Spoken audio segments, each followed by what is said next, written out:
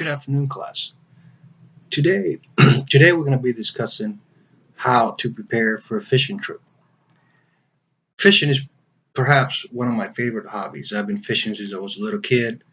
Um, Fished with my dad, my grandparents. Fishing in general, it's a good opportunity for families to go out there and get in the water and enjoy the outdoors. But it's also relaxing.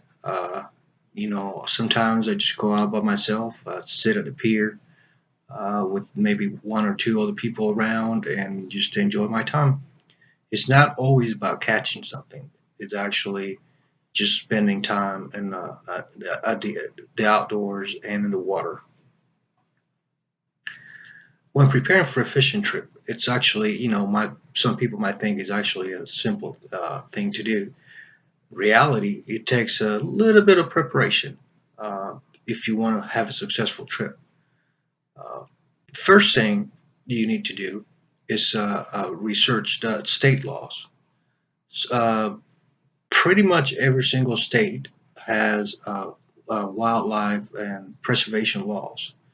And if you get caught fishing without a license or hunting without a license, you can pay a hefty penalty.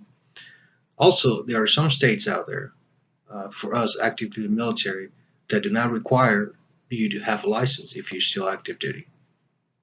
Florida, for example, is one of those states. Before the internet, purchasing a fishing license was actually kind of like a hassle. You had to actually go to a store like Walmart or something, or outdoor store, and purchase your license there. Today, with the internet, all you have to do is find the particular state um, wildlife website, and you can go ahead and purchase your license there and print it out. Before I like to do this a day prior. I check. It's very important to check the weather. Uh, in states like Georgia, where I'm at right now, the weather can change from one minute to the next, and you'll be stuck out there unprepared.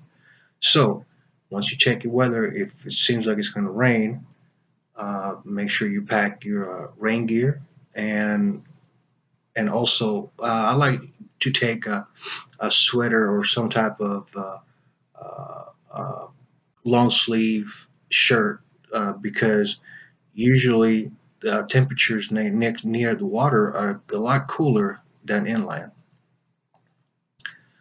Next thing, depending on where you're going to go fishing, if you're going to go fishing at the lake, it doesn't really matter too much, or the river. But if you're going to go fishing in salt water from the pier or a boat, it's important to check the tides. You want to know when the tide is coming in and out, and so you can adjust your casting accordingly.